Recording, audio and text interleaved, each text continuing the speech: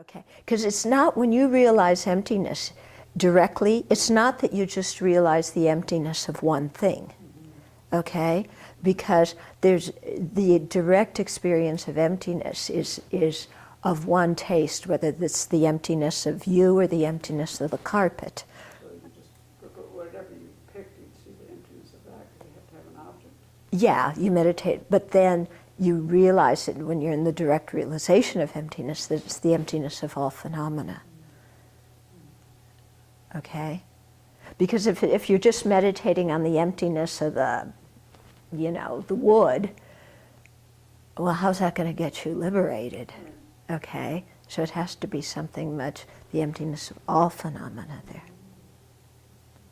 Okay? Would I have it right that you couldn't actually hold that object in your meditation at that point anyway? You're so focused on the emptiness. Okay.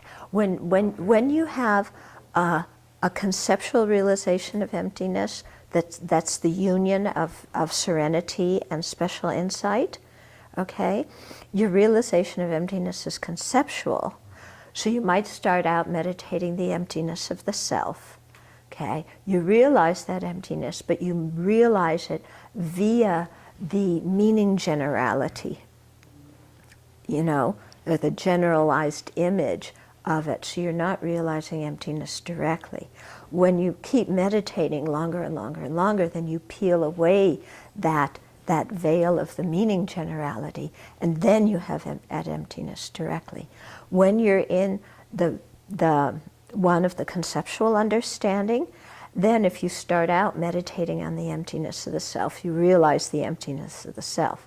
In order to realize the emptiness of the mind, you have to turn your focus to the emptiness, to the mind, and then perceive its emptiness.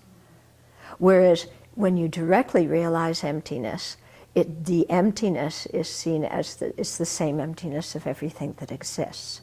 So you don't have to turn your mind to another object. And also the realization is direct. There's no meaning generality there. And it's only the direct perceptions that are the true path. Yeah, it's only the direct perceptions that are that wisdom part of the true path. Okay.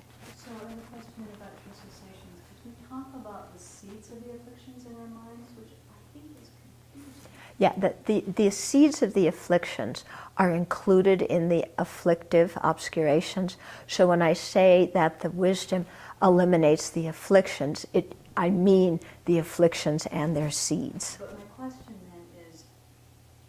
are the true cessations in fact the increased wisdom that supplants the ignorance that makes the affliction arise? That's the true path. The true path is the wisdom. So then the true cessations are specific affliction. The true cessations are non-affirming and negative. They are the emptiness of the mind that is free from certain levels of afflictions. So as a result of meditating on the true paths with wisdom, you gain those cessations, which is, the absence of those afflictions, so that they can never appear again, which happens to be the same thing as the emptiness of true existence of the mind. So my question still is it absence of the affliction, but is it because of the wisdom that makes the ignorance not arise so that the affliction doesn't arise? Yeah, it's the wisdom and ignorance cannot co-abide in the mind and be manifest at the same time. The more you meditate on the wisdom, the more the emptiness loses power.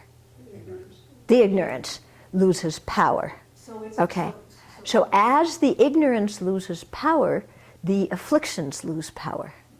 Yeah. So here's where I'm coming from. We antidote. We're actually working on each affliction.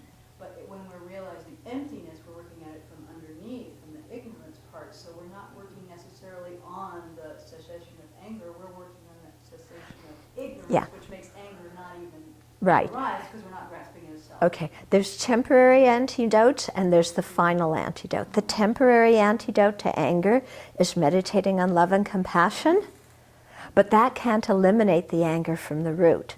When you realize emptiness, that is what cuts the ignorance, and when you cut the ignorance, then the anger and the seeds of the anger are eliminated.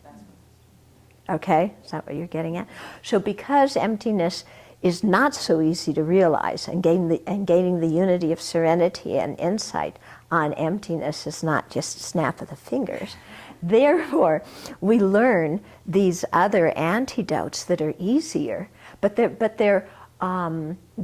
other antidotes can't cut the afflictions from the root. And these other antidotes are also affliction specific. So you meditate on patience and love and compassion as an antidote to anger, but not as an antidote to attachment. Okay? I think this gets to what I'm really trying to ask.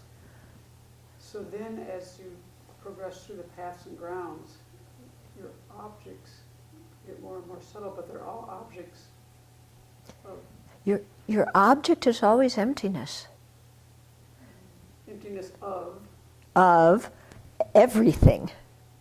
but everything all the way through would be the same thing. Why would you need paths and grounds? Because the depth of your understanding, the path is a consciousness. Right. Okay? The understanding is wisdom. You might use the same soap to clean a dirty sheet. The soap is the same, but the soap's taking out deeper and deeper levels of the dirt. Okay? Yeah. So actually, that's the analogy isn't complete. In this sense, it's the idea is that your realization is getting more profound, so it becomes stronger and more capable of eliminating deeper levels of ignorance. Yeah? Okay. Now we just got to do it.